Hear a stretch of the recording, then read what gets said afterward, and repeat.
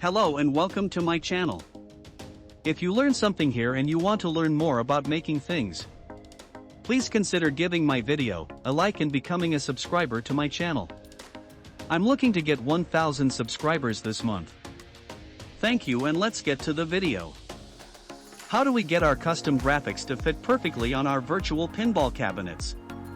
We could follow a Photoshop template that others have made, if our cabinet is the same as theirs. However, if you designed your cabinet boxes to fit your monitor displays, you would be close to a wide-body cabinet but not perfect.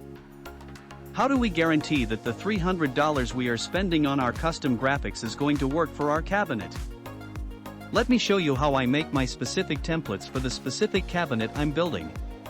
After this tutorial, you should be able to follow the same steps to make perfectly fitted graphics for whatever project you dream up. I have designed templates for arcade cabinets in 3 different styles of V-pins, and I used the method I'm going to share with you for every one of them. I first drew my cabinets in SketchUp, and before you click away from this video, this is not a drawing tutorial. We will not be using SketchUp to draw anything in this tutorial. We will be using SketchUp to measure and to export a 2D drawing to be used in Photoshop. Measure the width and height of your cabinet. You can measure by selecting the tape icon or by hitting T on your keyboard.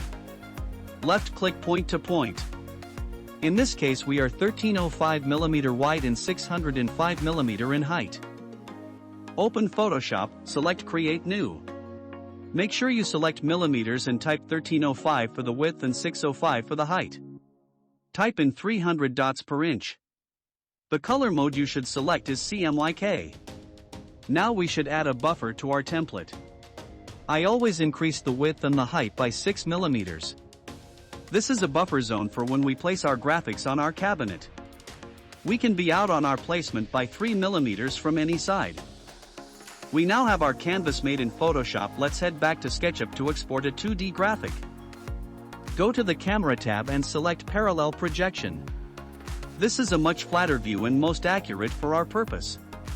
FYI, this is the only time I use this camera view. Perspective view is way easier to work with. Now we need to select the left side view and zoom in our model as much as we can. I do this by using the wheel on the mouse. It is like a shortcut to zooming in. I also use the wheel mouse click and the shift key to pan the model around.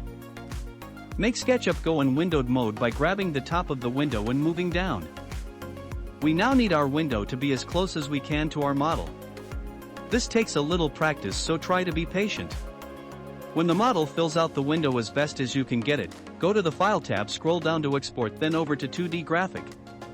Save your file to wherever is handy. I already have this file saved on a folder on my desktop, so I'll just use those files. And then return to Photoshop to import the 2D graphic we just saved. All the saved files are linked below this video in the description. Let's drag in our 2D graphic. Move your window to the side and open the file folder.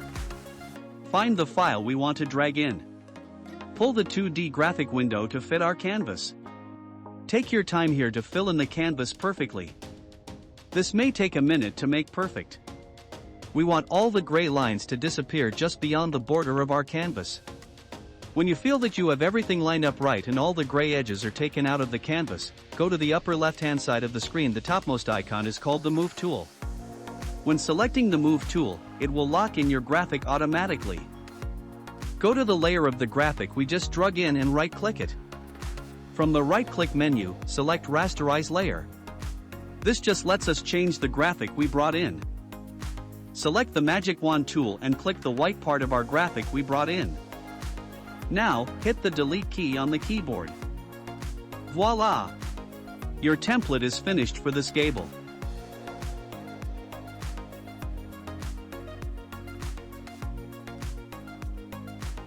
I've added a few things to our template to show you how the template works.